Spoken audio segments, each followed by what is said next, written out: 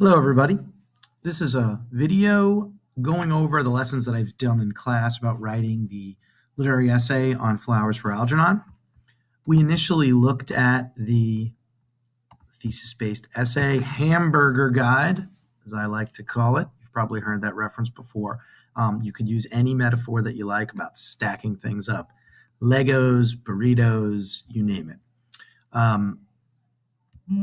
As we looked at, it's important to remember that a thesis is subject plus opinion. There it is. It's also the answer to the question. The English teacher definition of thesis would be it's the controlling idea for your entire essay. Everything in your essay should be there to support either directly or indirectly your thesis statement. You may think of the thesis statement in the form of that equation that I showed you in class. Thesis equals subject plus opinion. You also will hear the term claim. We started talking about claims in the Common Core era. It's the same thing. It's your thesis. It's your claim. If they ask you a question, sometimes they give you a writing prompt. You can turn it into a question. The answer to that question becomes your thesis. We talked a lot about in class how your essay has to be structured in paragraphs. Introduction, a body, and a conclusion. I went over in class about how we're going to structure our introduction in terms of an opening statement that introduces the topic, establishes the piece of text or texts that we're working with, as well as the author. You want to have a thesis statement in a single sentence that answers the question. It says what you are going to be showing in your essay. I've color-coded it, blue for opening statement, red for thesis statement, and green for transition statement. The transition statement essentially previews what is going to appear in your body paragraphs. What are your reasons? What are your arguments? You don't go into showing your evidence yet, but you preview what you're going to be showing. In this case, it says, scientists have long attempted to measure and understand human intelligence. In Flowers for Algernon, author Daniel Keyes raises a number of questions about the role intelligence plays in human life. This establishes what we're talking about without giving you a specific direction for the essay. This is your thesis statement. It answers the question. Rather than give a definitive answer, Keyes' story explores this idea as an open-ended question.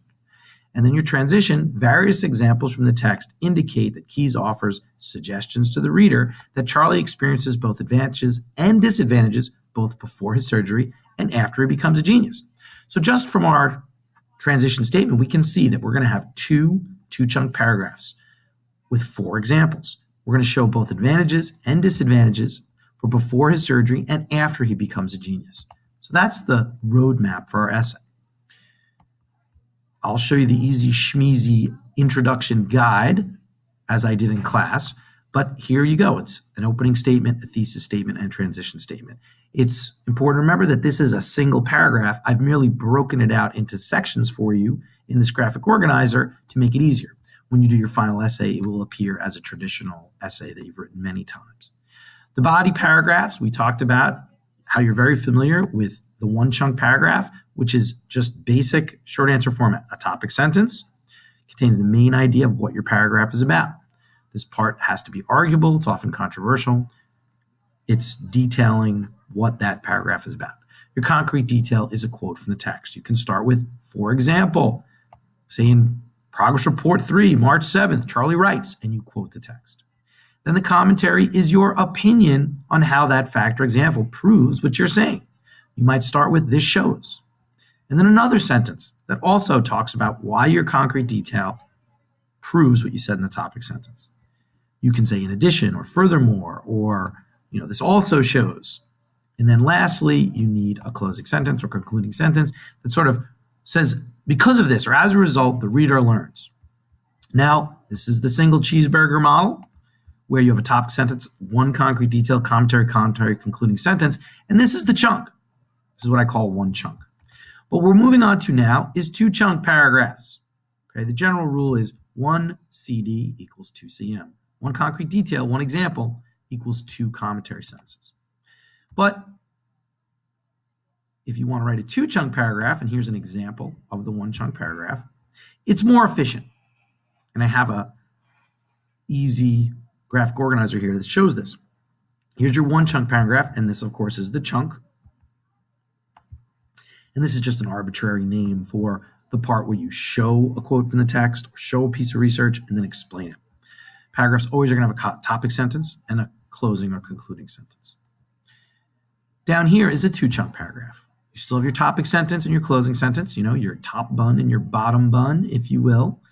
And then in here, we have first chunk and another chunk. So in this example, you might say you want to show how Charlie has two character traits in the story that remain consistent. And you want to give two examples. So this character trait might be motivated. And then you show an example from the text here about how Charlie is motivated before the surgery, how he's motivated when he's mentally disabled. He talks about working really hard in Miss Kenyon's class. He talks about how he's going to work really hard to become smart. And then in your second chunk, you're still talking about motivated, but now you're talking about how he was motivated when he was a genius. So the example might be when he's trying to figure out how to keep his intelligence and work really hard. He had a cot moved into the lab. Still about motivation. So it all goes under this topic sentence. It's all part of the same idea, same paragraph, but we use two examples. Could you do a third chunk? Sure. Beyond three chunks, it gets a little unwieldy, so you probably want to do two paragraphs, but three chunks would work fine. But in this case, I have two-chunk example, which you're going to use most often, and then a closing sentence. As a result, because of this, the reader learns. And then you do the same thing for your next character trait. You do two examples. And this is the basic structure. So it doesn't matter whether you have 4 body paragraphs, 2 body paragraphs, 10 body paragraphs, 100 body paragraphs. You could write your doctoral thesis like this. You just keep stacking it up. The metaphor that I'm using here now is the double cheeseburger. You have a topic sentence, and we have our two chunks, right? Our double cheeseburger sections, top bun and bottom bun. And if you remember this format, you'll always know what to write next. Now, another thing that you're going to be doing is using the graphic organizer that I created for you that maps out kind of like a Mad Lib. If you've ever done Mad Libs, it tells you exactly what to put and where. And if you write your essay this way, you'll really understand the structure. So here's the essay organizer. You can easily click here, and this will take you to our writing prompts or questions. There's the link to that. That you have 4 to choose from, okay? There are 4 prompts, which you can then turn into questions. They're not written as questions. And they generally ask you to come up with either 3 or 4 examples or 2 separate ideas. And you can see how that fits very easily into the 2-chunk paragraph model. You could do 2 2-chunk paragraphs, or you could do 4 1-chunk paragraphs. It's going to be the same thing. 2-chunk paragraphs are more efficient because you're putting information under the same topic sentence. And it's a better way to write because it's more efficient. It'll take you less time and you'll get a better product. So here's our introduction, which we're going to look at in a minute with your opening statement, your thesis statement, and your transition statement. And then here are your body paragraphs. If body paragraph 1 is about Charlie is motivated, here's your topic sentence. Charlie is motivated while he's mentally disabled. A concrete detail. For example, the text shows, quote, in progress report 3, March 7th, Charlie writes, and then you explain it in your concrete detail. And then you do an example of how Charlie is also motivated when he's a genius. You do it again for the second character trait, caring, or whatever you chose. You put it up here. For this next question, if you were saying your 2 reasons why Charlie would or wouldn't have gone through with the surgery, again, your thesis statement is going to be Charlie would have gone through with the surgery, or Charlie would not have gone through with the surgery. That is your thesis. It answers the question. Then your body paragraphs. Reason 1, state your reason, give a concrete detail of why. Charlie always wanted to be smart more than anything. You explain the quote you chose. And then you give another example. Charlie thinks he's going to have more friends, or Charlie understands that it would be temporary, or whatever your reasons are that prove this. Or the opposite, that you think Charlie would not have gone through the surgery. And then you go into your second reason, and you give 2 quotes for that. Or if you're doing the character traits, you would say, we learn about Miss Kenyon and say Joe Carp Frank Riley, right? The reader learns about Miss Kenyon and Joe Carp Frank Riley through Charlie's first person observations. Scroll down. The first character you're going to do is going to be here. The reader learns about Miss Kenyon through Charlie's observations. For example, in Progress Report, April 15th, Charlie writes, Miss Kenyon got something in her eye, and she had to go to the ladies' room. We know through Charlie's first-person observations, she's crying because she understands that Charlie's going to learn his friends are mean to him. That's an example. You explain how that example proves that Miss Kenyon is a kind, caring, empathetic person.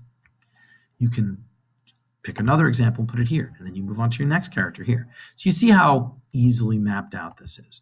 And if you write this way, eventually you'll not need these graphic organizers. You'll be able to do it on your own. You'll be able to change things up. You might want to put your commentary before your concrete detail. But for now, we're learning the process. We're learning the structure. Stick to the process I gave you. You will know that if you do not have one of these sections filled in, you're missing something.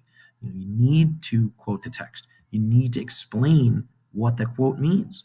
You need to have multiple examples. It'll show you what you do and do not have in your essay, and it keeps you really organized, and it will keep you from writing too much when you're in, say, a testing type situation, on-demand essay, or you have 5 days in class to write this essay. There are time frames on assignments.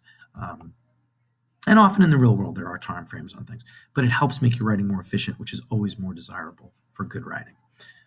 If you click here for the Introduction Writing Guide, you'll see I call it the Easy Schmeezy Introduction Organizer, and it explains how you're going to have an opening statement, a thesis statement, and a transition statement.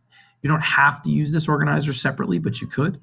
You're going to want to start, or at least include somewhere in your opening statement, that In Flowers for Algernon by Daniel Keyes. In the thesis statement, you're going to answer the question, whatever prompt you chose. Answer it in a sentence. If you really need 2 sentences, you could do it, but it's best to keep a thesis statement to 1 sentence. And then your transition statement, which previews what's going to be in your body paragraph, such as evidence from the text shows that the reader learns about Miss Kenyon's personality and character, as well as Joe Carp and Frank Riley's personality and character through first-person observations. That's it. Hopefully this video was a helpful review for people who are absent in class. Let's remember this is due next Monday. You will have the whole week in class to work on it. Here is the text for the PDF. Here is the link to the text on my website. And here is the rubric that I will use to grade your essay. And that's it.